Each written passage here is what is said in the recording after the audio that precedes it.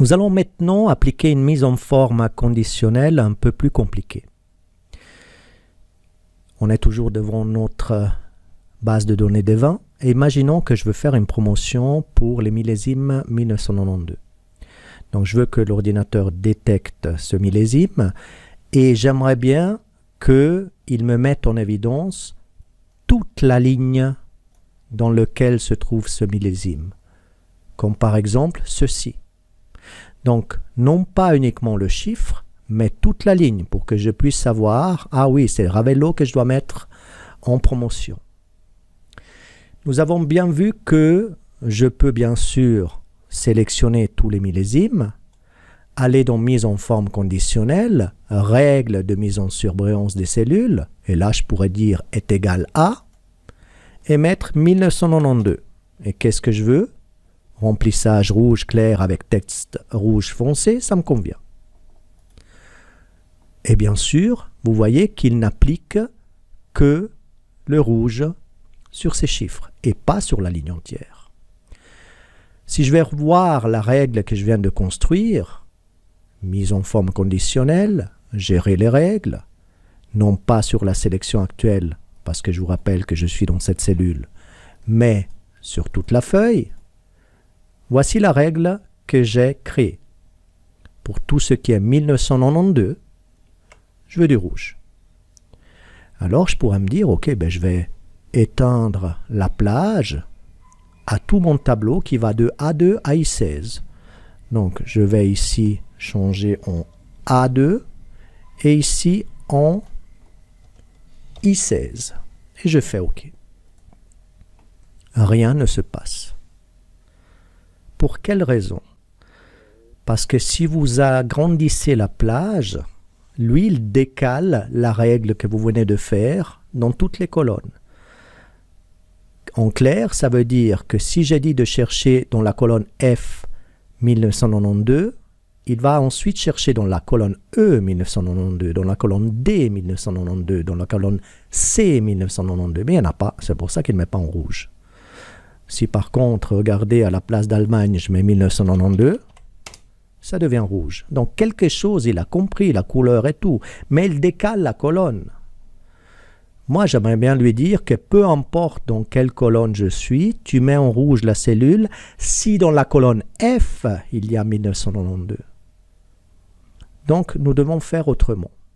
Et nous devons appliquer une mise en forme conditionnelle en créant une formule qui tient compte de cette référence mixte. Mixte, pourquoi on va bloquer que la colonne F et non pas les lignes parce qu'il doit chercher dans chaque ligne. Donc je vais supprimer cette règle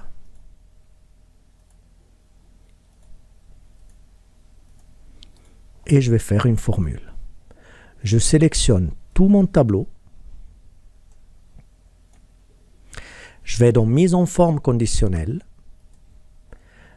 Je clique sur nouvelle règle.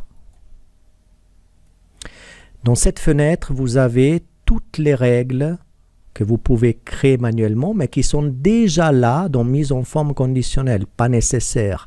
L'avantage de venir ici, c'est que vous avez utilisé une formule pour déterminer pour quelle cellule le format sera appliqué. La règle que je vais dire, pour tout le tableau, peu importe dans quelle cellule tu te trouves, si la valeur, et une formule, on commence par égal, de la cellule de la colonne F que je bloque 2, parce qu'il va commencer de F2, regarde dans F2 si la valeur est 1992.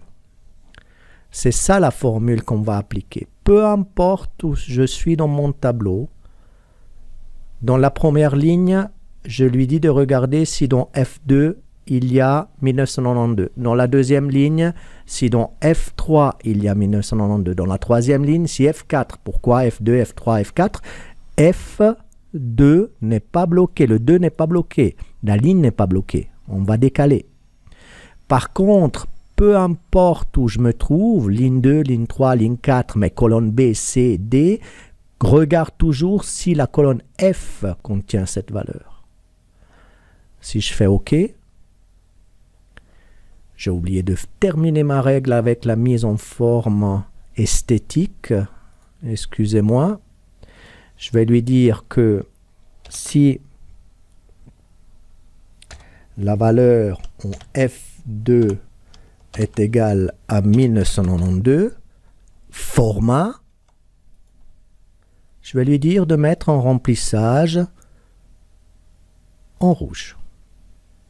Je fais OK, je fais OK, et voilà que la mise en forme conditionnelle s'est appliquée à toute la ligne de mon tableau.